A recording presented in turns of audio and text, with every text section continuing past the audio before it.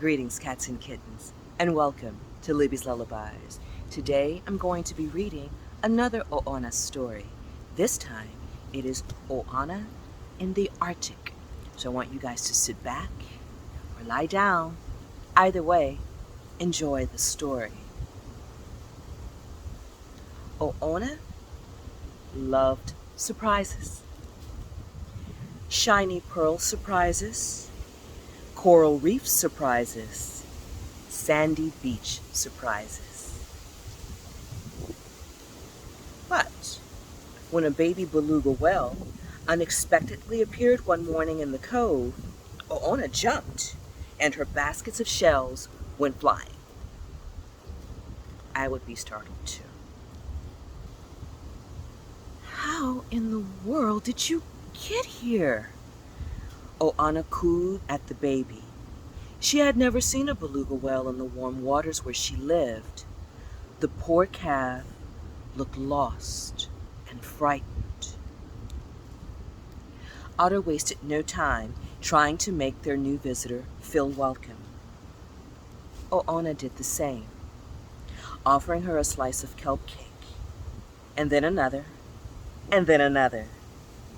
When the cake was gone, the hungry whale ate 99 sushi rolls, a bucket of chowder, and an entire plate of sea salt cookies. Takes a lot to feed a beluga whale. But the whale still looks sad. I think she misses her home, Oona whispered to Otto. The young whale began to wail. Oona and Otto agreed. Somehow, they'd find her family. Like most treasure hunters, Oona had a collection of old ship maps and broken compasses. She tinkered and tapped and tweezed until, ta-da, it worked. After a night of rest, Oona, Otto, and the baby whale set out on their long journey north to cooler waters where belugas made their home.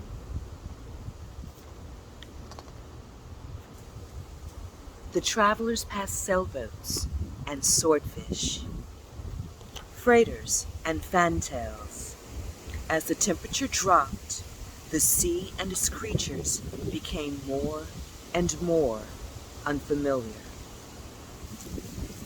Oona lived in the water, but she knew a thing or two about the sky. And this one looked like trouble. Messy trouble. Tricky trouble. Oh no, here comes a storm kind of trouble. The waves grew as tall as mountains. An angry swell tossed Oona into the air. The compass. Oona reached for it.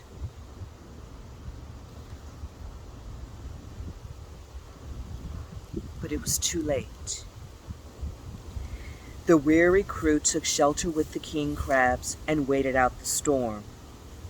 When the Arctic Sea finally calmed down, Oona examined the map.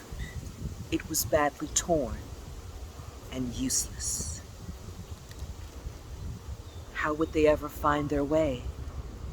Oona shivered.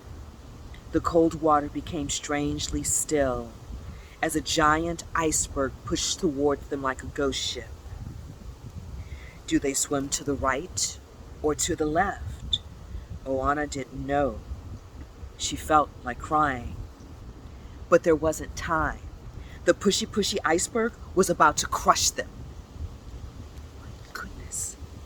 Swim right, she ordered.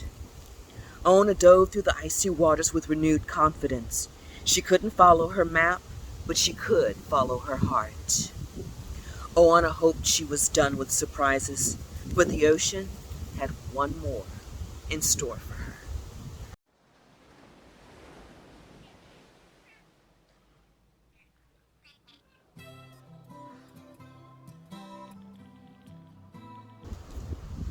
The mermaid's name was Siku, which meant ice.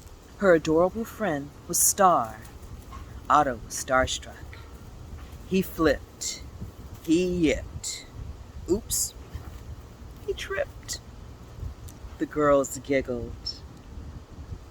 Oona explained that she was trying to return the lost whale to her home. I can help, Siko said enthusiastically. To garlic, she whistled, and a narwhal appeared. His horn pointed the way.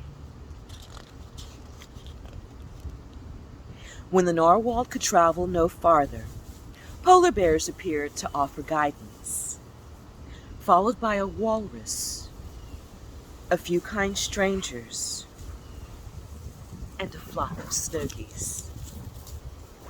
Hey, doggies.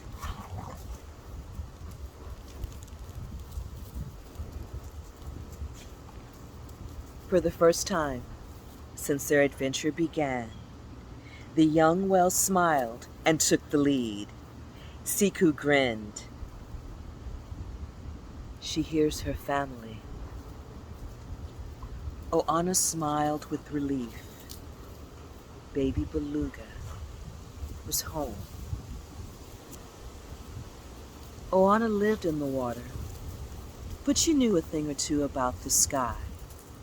And this one looked like magic. Happy magic. Found magic.